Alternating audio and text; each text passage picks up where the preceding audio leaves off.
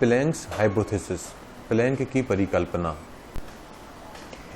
Year 1900 में Planck ने black body के स्पेक्ट्रम के शेप को बताया और उन्होंने यही भी एक्सप्लेन किया कि ब्लैक बॉडी से निकलने वाली जो वेवलेंथ है और उसके टेम्परेचर के बीच में क्या संबंध होता है, यानी कि वेवलेंथ और टेम्परेचर के बीच में जो भी रिलेशन है उसका फॉर्मूला भी प्लैंक ने बताया।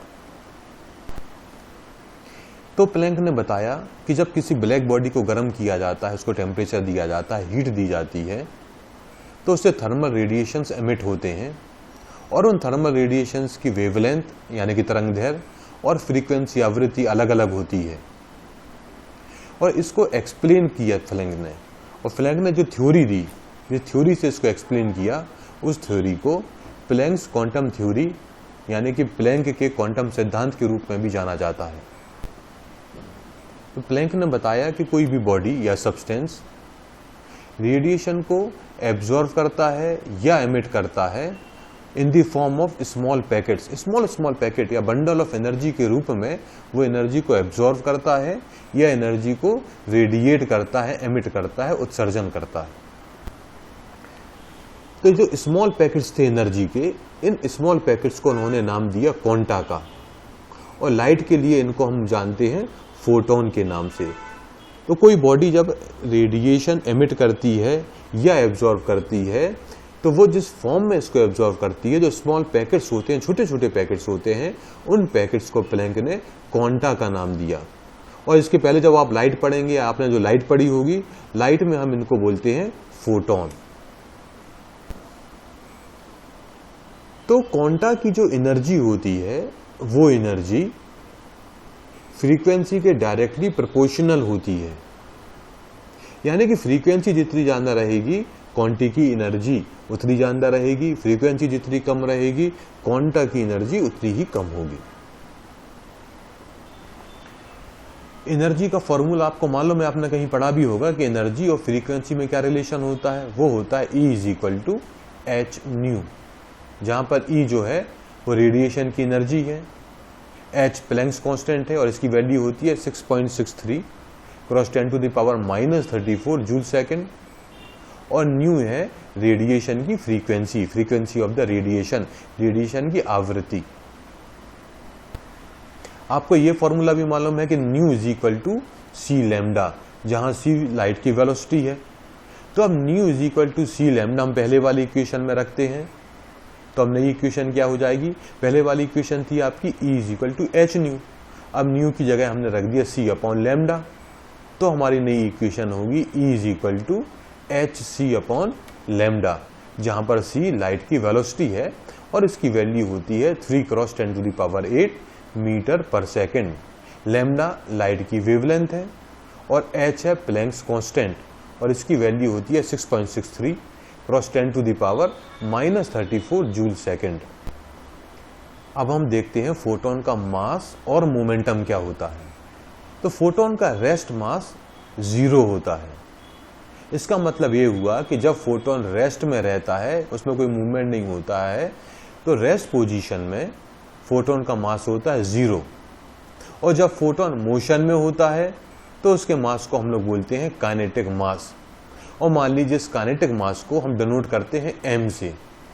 तो आइंस्टीन्स मास एनर्जी इक्वेशन के हिसाब से अब फोटोन की एनर्जी हो जाएगी E = mc², जहां पर c लाइट की वेलोसिटी है, m फोटोन का काइनेटिक मास है और E is the kinetic energy of the photon. तो एक फॉर्मूला आपने देखा था E = hν = hc/λ, दूसरा फॉर्मूला भी हमने देख लिया है E = mc²। इन तीनों फॉर्मूले को मिलाते हैं तो हमको मिलेगा mc² = hν = hc/λ। c² को हम दूसरी साइड भेज दें तो अब क्या हो जाएगा, m = hν/c² = h/c⁻। c और c ऊपर से कट गए तो क्या बचा, h/c⁻। या इसी इक्वेशन को हम लिख सकते हैं mc = यानी कि एक c नीचे से ऊपर चला जाएगा तो mc = hν/c = h/λ, जहां पर m है मास सी है वेलोसिटी। मास इंटू वेलोसिटी को हम लोग बोलते हैं मोमेंटम या संवेग। तो फोटोन का मोमेंटम या संवेग होगा h न्यू अपॉन सी या h अपॉन लैम्डा, और संवेग को हम डिनोट करते हैं p से। प्रॉपर्टीज ऑफ फोटोन, फोटोन की प्रॉपर्टीज क्या होती हैं? तो फोटोन का रेस्ट मास 0 होता है, उसकी रेस्ट एनर्जी भी 0 होती है। जब वो मूव करता है तभी उसके पास कुछ मास या एनर्जी होती है। फोटोन एक एलिमेंट्री पार्टिकल की तरह रहता है, उसके पास कोई भी इलेक्ट्रिक चार्ज नहीं होता और फोटोन काफी स्टेबल होता है। फोटोन जो एलिमेंट्री पार्टिकल बोसॉन्स होता है उसकी तरह काम करता है, उसकी तरह इसकी प्रॉपर्टीज होती हैं। जब फोटोन मूव करता है, मूवमेंट के समय उसके पास एनर्जी और मोमेंटम दोनों होते हैं, और इसकी एनर्जी और मोमेंटम फ्रीक्वेंसी पे डिपेंड करते हैं। फोटोन दूसरे पार्टिकल से भी इंटरेक्ट करता है, जैसे इलेक्ट्रॉन्स के साथ इंटरेक्ट करता है, और ये कॉम्पटन इफेक्ट को भी दर्शाता है। फोटोन कैन बी क्रिएटेड और destroyed by many natural processes. उसको कई नेचुरल प्रोसेस से हम डिस्ट्रॉय भी कर सकते हैं, क्रिएट भी कर सकते हैं, जैसे एब्जॉर्प्शन के द्वारा, एमिशन के द्वारा। वैक्यूम में जो फोटोन है वो स्पीड ऑफ द लाइट से ट्रेवल करता है, यानी वैक्यूम में फोटोन की स्पीड जो होती है लाइट की स्पीड के बराबर, यानी कि 3 × 10⁸ मीटर पर सेकंड के बराबर। फैक्ट्स अबाउट फोटोन, केवल लाइट ही फोटोन से मिलकर नहीं बनती है, बल्कि जितने भी इलेक्ट्रोमैग्नेटिक एनर्जी होती है, इलेक्ट्रोमैग्नेटिक रेडिएशंस होते हैं, रेडियो वेव्स हैं, एक्सरेज हैं, माइक्रोवेव्स हैं, ये सारी की सारी वेव्स फोटोन से मिलकर बनी होती हैं। और फोटोन का कॉन्सेप्ट सबसे पहले एल्बर्ट आइंस्टीन ने डेवलप किया था, लेकिन जो फोटोन शब्द है, इस शब्द का यूज गिलबर्ट एंड लुइस ने सबसे पहले किया था। तो कॉन्सेप्ट लेके आए थे आइंस्टीन, लेकिन जो फोटोन वर्ड है, इस वर्ड को सबसे पहले गिलबर्ट एंड लुइस ने यूज किया था। तो फोटोन जो है इलेक्ट्रिकली न्यूट्रल होते हैं, इनके पास किसी तरह का चार्ज नहीं होता, यानी ना पॉजिटिव होते हैं ना नेगेटिव होते हैं, वो न्यूट्रल होते हैं।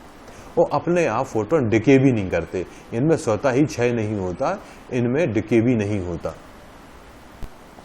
Applications of Planck's quantum theory, इसकी एप्लीकेशन क्या है?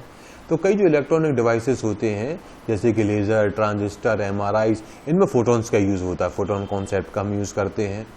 अभी काफ़ी एफर्ट भी की जा रही है कि जो क्वांटम क्रिप्टोग्राफी है या ट्रांसमिशन ऑफ इंफॉर्मेशन को एक जगह से दूसरी जगह भेजना, इसमें भी फोटोन्स का यूज़ किया जाए। साथ ही साथ अभी क्वांटम कंप्यूटर, यानी कि फोटोन्स का यूज़ करते हुए कंप्यूटर को डेवलप करने पे भी रिसर्च वर्क चल रहा है।